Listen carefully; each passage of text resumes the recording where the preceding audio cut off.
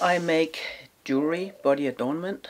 I work in precious metal as silver and gold. I like to work with sparkly stones. The sparklier the better in some cases. Yeah, I would say that my spectrum is pretty wide. I love wedding rings. I think that's one of the most pleasurable things to make. I work mainly in the spectrum of rings and earrings and pendants, bracelets, the traditional jewelry, goldsmithing work. I wanted to be a jeweler, but I'm born in the middle of the last century. Sounds very old, doesn't it, when you say it like that? That was when the industrial period really set in the jewelry trade, and I couldn't get an apprenticeship as a jeweler. I could make chains or rings and renovate them, clean them up from casting and put them together, and that was not really very exciting.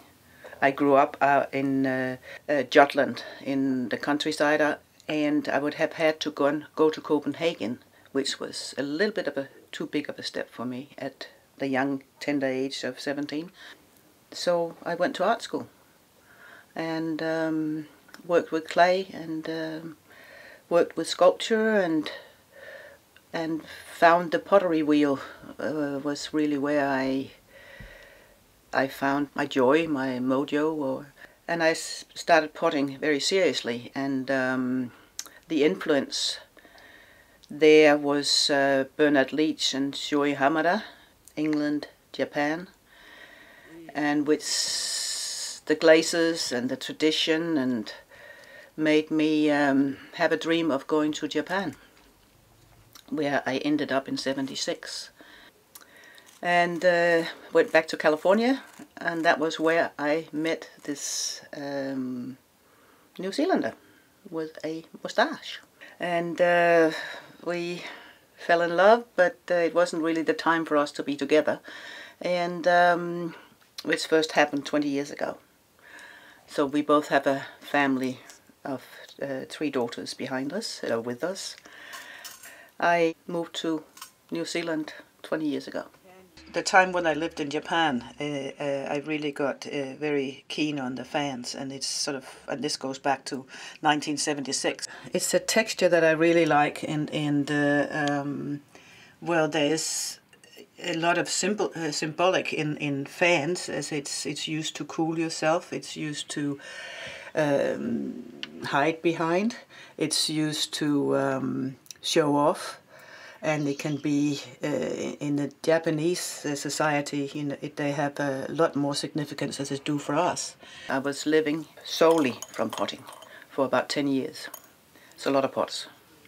So I've done my duty as a production artist. And that's one thing that I luckily have not had to be in New Zealand as a jeweler. That I can support my jewelry by my teaching is a bless, which means that I don't have to produce a lot of items that I can sell. I think as one thing is, of course, the passion and the want to, really wish to work with your art, with your craft, learn it, and also the lifestyle and a little bit insecurity about where your money is coming from. Because sometimes you have money and other times you don't sell anything and then you don't have the money. So you have to be brave and want to live a little bit on the unsecure side and have the belief that you can make your money and find ways you can do it. Some contemporary artists are working in cafes. Some of my students are working to support their artistic journey. Some will make it strictly from their artwork, but as a lot of them will have to support their art. As I have supported my art through teaching and been so lucky that I have had that possibility. And there is this old saying, you have to be careful what you wish for, because you might get it. This bracelet here is cast, which means that it was made in wax, so it's fabricated in wax. And I made some patterns into it with my fingers, and then I'm gonna set in these opals to in gold, and then they're going to be sitting in this bracelet. I'm going to be making it dark colored black around the edges and shine it up so it becomes silver shiny in the center. When you work creatively, and the more you do in a way, the more ideas you get. As you're never empty for ideas. As it doesn't happen. So you work on a piece, you develop that piece, maybe you're making 6 or 8 within that theme. So you start as a drawing, or you, in my case now, I might be sitting playing with my stones and thinking about how I can build on things.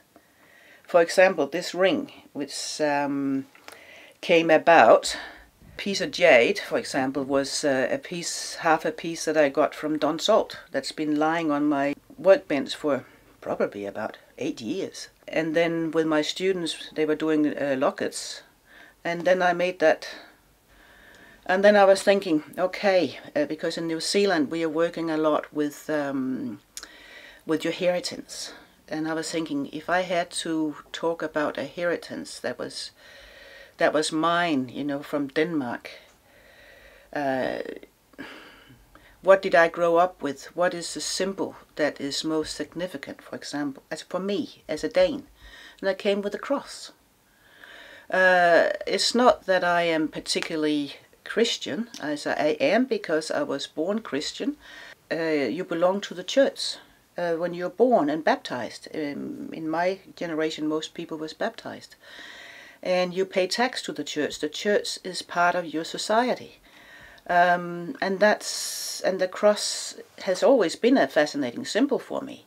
And the churches with their art, their sculpture, their jewels, I think it's exquisite in the European churches. It's just overwhelmingly wealthy with golds and stones. And I have been working recently with a fan series, which then comes way back from my time in when I was in Japan. Is basically where that idea originated, or the work with the fan somehow has always been lying in the back of my mind.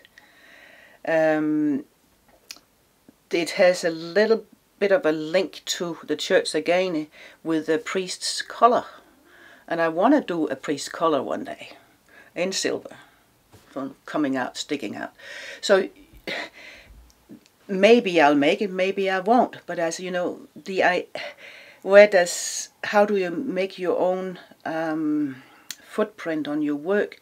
You have it; it's in you. If you have the passion for it, if you have if you like to draw, if you like to paint, if you like to sculpt, and you don't even know if you like to express yourself in another media because you haven't tried it. It doesn't matter.